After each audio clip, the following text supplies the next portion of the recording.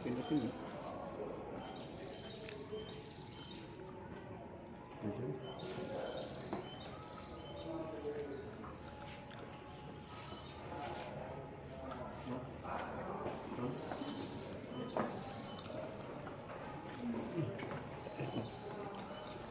Ya, Oke. ini. Bang, tadi bisa dijelaskan tadi KP ini dimintai keterangan ya sebagai pelapor. Ya. Nah, itu ada berapa pertanyaan Bang? Tadi ada 16 pertanyaan. Terkait apa aja Bang? Ya, terkait dengan permasalahan ini lah, bagaimana terbitnya domisili itu, mengapa, untuk apa, oleh siapa, ya sudah dijelaskan semua. Dan dia tidak tahu tentang adanya surat domisili tersebut. Itu berkas terkait domisili itu diantar langsung oleh Akas, mantan suaminya Feni, atau ada pihak lain, kurir mungkin yang ngasih? Surat domisili ini ada di lemarinya Feni di Jakarta. Ya, dan Feni tidak pernah tahu adanya surat domisili atas nama dia di alamat tersebut.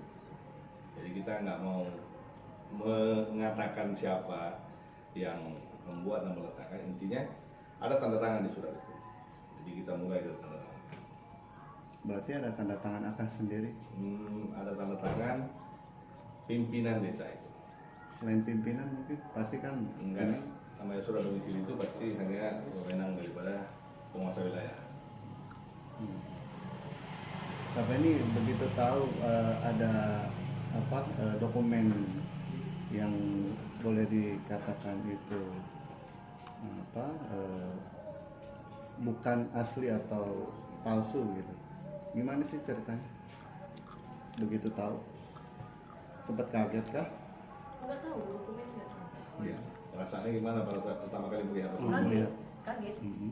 Karena Penny nggak pernah bikin domisili, nggak pernah tinggal juga di Purwakarta. Sempat mempertanyakan ke mantan suami? Itu ketahuannya setelah udah pisah. Oh, setelah udah pisah. Iya. Oke. Nah, terus akhirnya putus komunikasi di situ ya. Iya. Waktu itu apa aja sih yang Feni lihat. dibaca oleh Kak Feni itu apa? Dokumentasinya terkait apa aja selain domisili? Peruntukannya apa gitu? Jadi Penny nggak minta domisili, mintanya surat pernyataan nikah. Mintanya surat nikah. Surat nikah.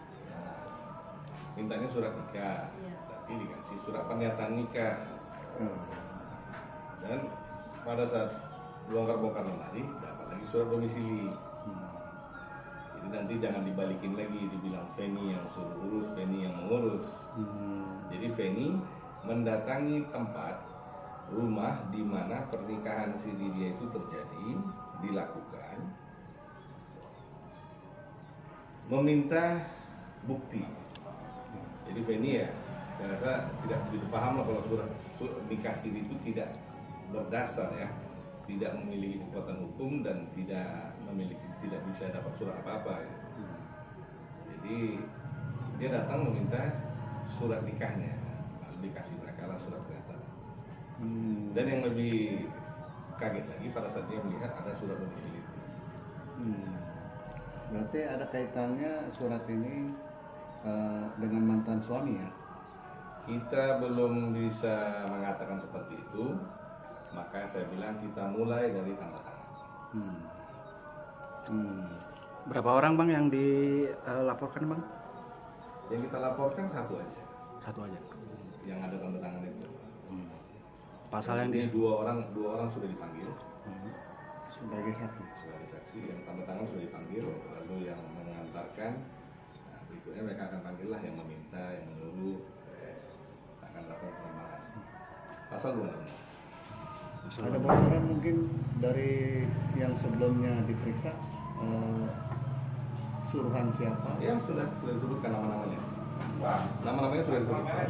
Yang jelas yang menandatangani sudah menyebutkan nama yang berikut juga sudah dipanggil. Nah, yang berikutnya itu juga sudah menyebutkan nama orang yang meminta dia untuk datangi kepala desa. Nah, itu mungkin minggu depan akan dipanggil. Ini merupakan jaringan nggak sih bang? Bisa Untuk jadi, dokumentasi. bisa jadi. Sekarang gini. Apa yang mau kita jadikan sebagai edukasi di sini terlepas daripada penerapan hukumnya ya. Oke, kebetulan dia seorang anak perempuan, dia seorang wanita ya. Dia orang baik-baik. Oke, tidak ada riwayat hukum, tidak ada cacat hukum apa-apa. Coba kalian bayangkan, andai kata surat itu diberikan kepada seorang teroris. Ya, banyak ya teroris dari sindikat-sindikat tertentu yang menyebar ke seluruh Indonesia, Ya. yang masuk ke memang wilayah-wilayah terpencil tinggalnya. Jadi segampang itukah untuk mendapatkan surat domisili di Indonesia? Ya. Surat domisili ini kan akar. Ya. Bisa berlanjut ke KTP, Betul. KTP bisa berlanjut ke KK, Betul. KK bisa berlanjut ke paspor. Ya. Ya, jadi jangan sepele alah cuma surat domisili, enggak dong. Nah ini secara nggak langsung kita juga mau menertibkan ini. Kita mau menertibkan para kepala desa, para lurah. Jangan merasa terlalu sakti, terlalu sepele dengan ujung tinta kalian.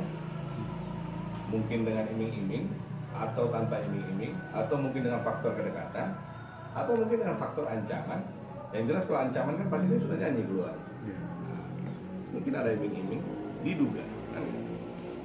Jadi ini kita mau memberi edukasi juga kepada masyarakat, terutama kepada para pimpinan-pimpinan desa dan pimpinan-pimpinan kelurahan.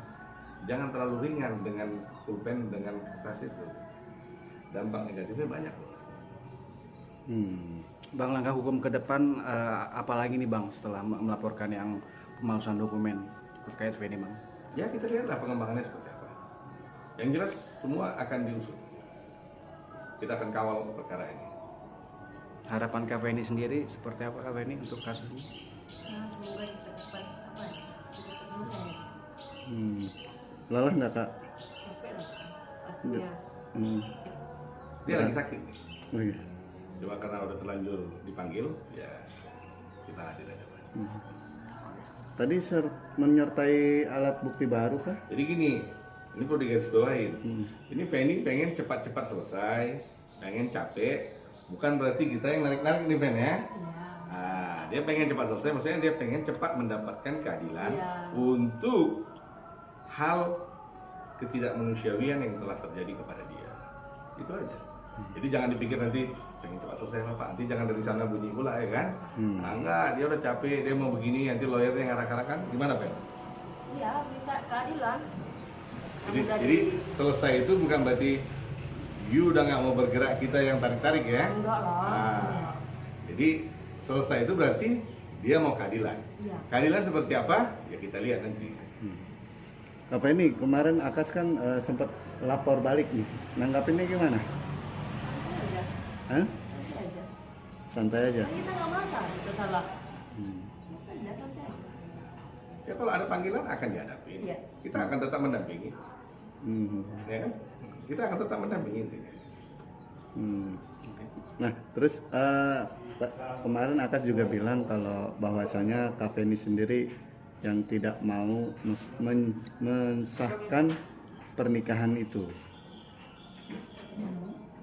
Jadi anak-anaknya juga sebenarnya pengen. Yang isbat apa? Iya, isbat. Dia kata dia meragukan. Meragukan. Hmm. Terus apa? Merusak mental anak juga iya, merusak mental ibunya juga iya. Hmm. Nah, terus kan dari Akas juga kemarin sempat bilang kalau Kak Feni ini apa namanya seolah-olah menggiring membenci ayah dari anak-anaknya. Enggak, kan di statement dia sendiri yang ngeluarin bukan Peggy yang ada-ada. Emang dia kan yang meragukan anaknya, bukan Peggy. Ya bayangin aja itu kalau suatu saat anak-anak besar melihat, Iya. mereka akan tahu sendiri kan. Coba di statement mana Feni menghancurkan image si A sebagai seorang ayah. Coba kasih mana di mana.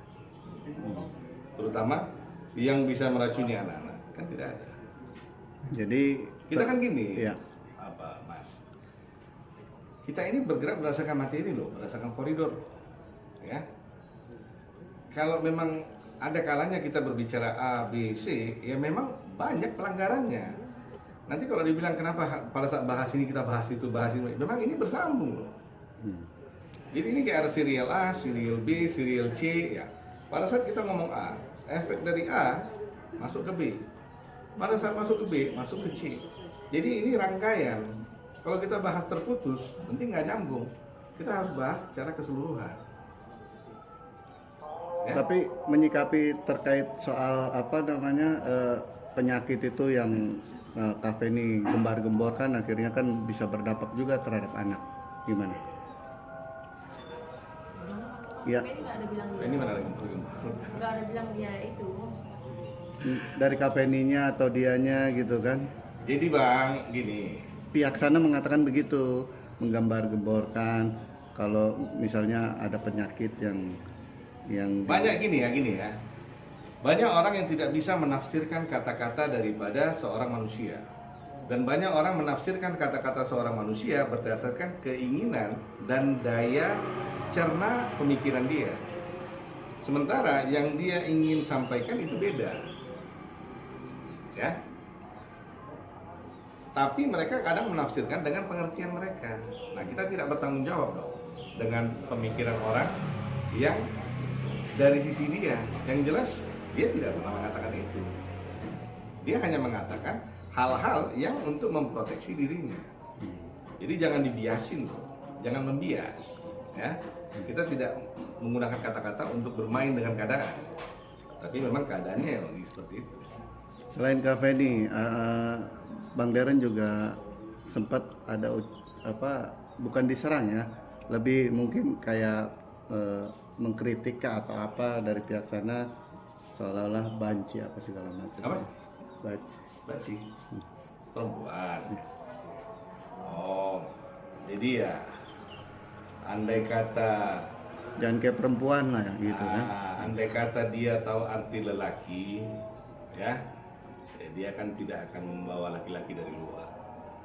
Ya udah intinya itu kan. Biasalah dalam dunia praktek kita kan.